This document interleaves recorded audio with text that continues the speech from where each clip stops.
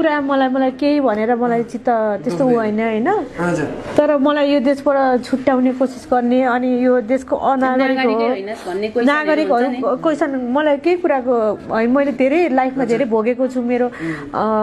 दुःखहरू धेरै भोगेको छु मेरो स्ट्रगल मैले धेरै भोगेको छु होइन अनि धेरै गरेको छु मैले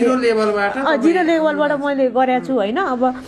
कस्तो भने मलाई यो देशको मलाई नागरिक होइन अथवा चाहिँ यस्तो भन्यो भने चाहिँ मलाई एकदमै हट हुन्छ कि